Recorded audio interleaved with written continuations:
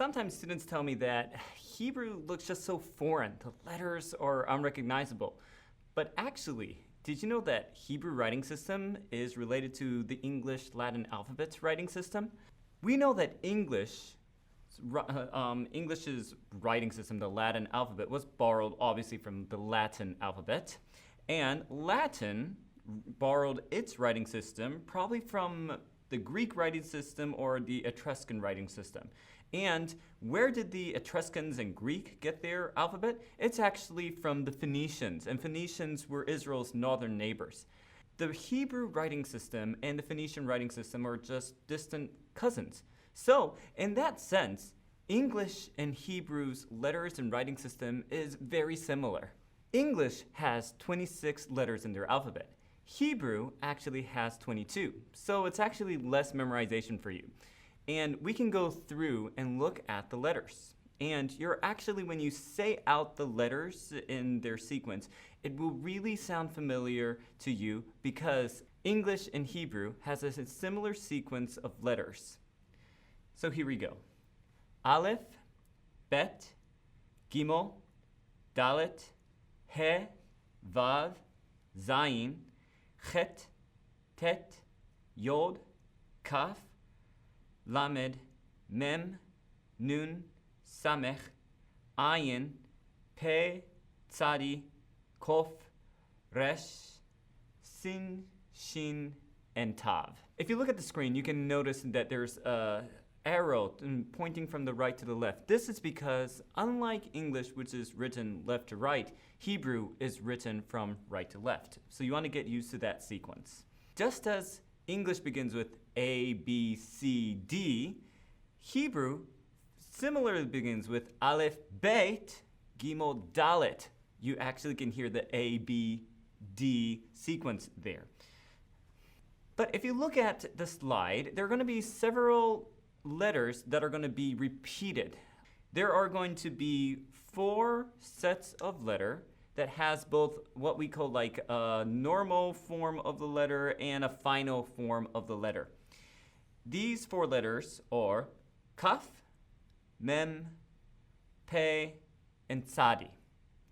Well, if you're an English speaker, this won't sound very odd to you because most of you are familiar with the concept of 2 styles of one letter. Because with English, if it's a capital letter, you notice that begins a word, and there's also a lowercase letter. In a very similar way, Hebrew has, let's say, a normal case and a final case. Instead of coming at the front of a word or a sentence, when it comes at the end of a word, it will take its final form, which is the second in the sequence in the slide. There's another letter that if you heard me say the alphabet, you'd notice that I added 1 letter to it. That is Sin and Shin, which is the second to last letter in the Hebrew alphabet. One thing about this letter is that the pronunciation and the name of the letter changes depending on where you put the dot. If the dot is on the right, it's called a shin, pronounced with a sh sound. If the dot is on the left, it's called a sin, with a s sound, a s sound. There are also special cases of letters in the Hebrew alphabet that are usually called Beget Kafat letters. The Beget Kafat letters are 6 letters in which can take on a special dot in the middle of the letter that changes its pronunciation. These letters are Beit, Gimel, Dalet, Chaf, Pe, and Tav. The little dot that goes into the letter is called a dagesh, and specifically a dagesh lene. Some people like to call it a little dagesh in their grammar books. But the dagesh changes the pronunciation of certain letters. For example, the beit with a dot becomes a more harsh sound, b, like bear.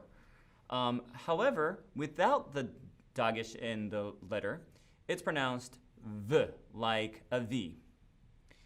There's some other letters that makes this different, and some of the letters, maybe the pronunciation differences was reflected in ancient Hebrew, but is lost in modern Hebrew.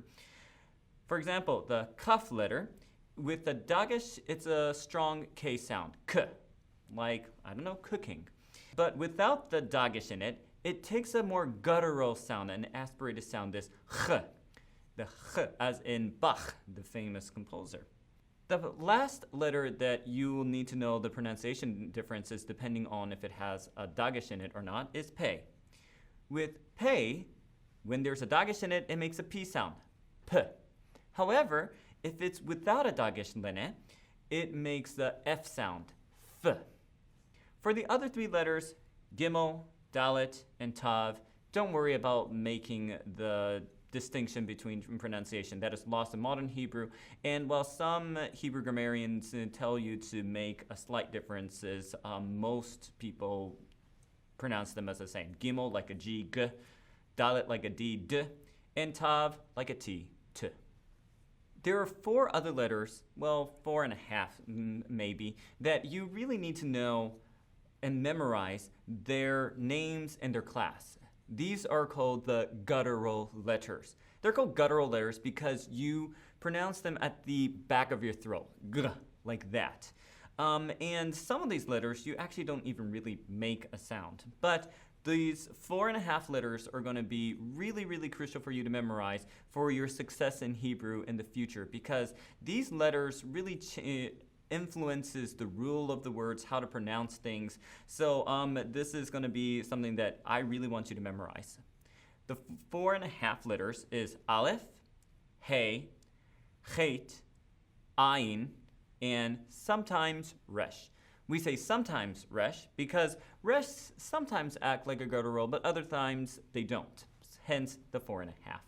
So the 4.5 guttural letters are pronounced differently. There are actually 2 of the letters that you don't really pronounce in any way. How you pronounce it is dependent on what vowel comes along with it. These are Aleph and Ayin. You don't really have to worry about pronouncing it because it's just a sound. However, the Hey is pronounced like a H in English. And Chet is pronounced like the CH in Bach with this sound. And finally, the Resh is pronounced like an R, R.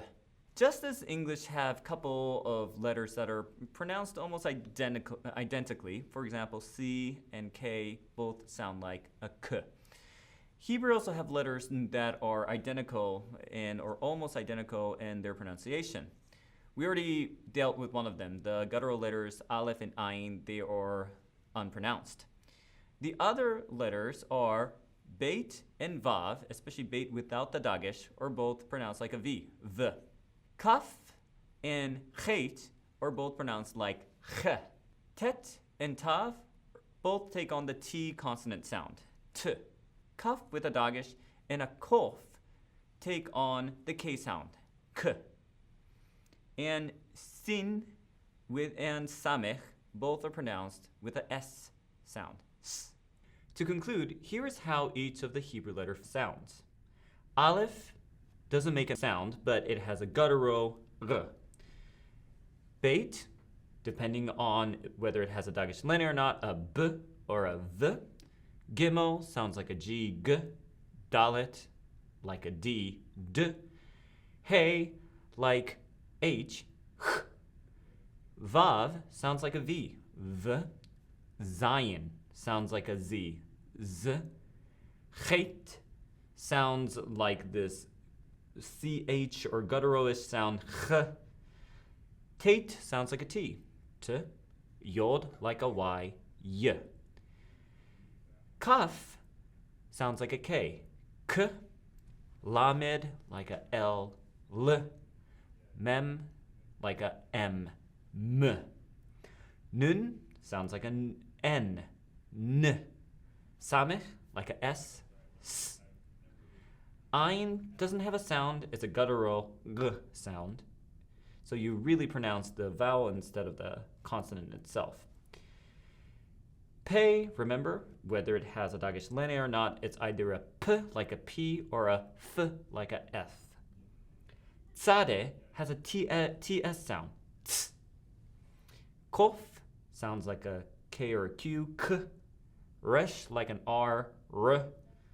Sin and shin, remember, depending on where the dot is, it's either a S sound, S, or a SH sound, sh. And tav has a T sound, T.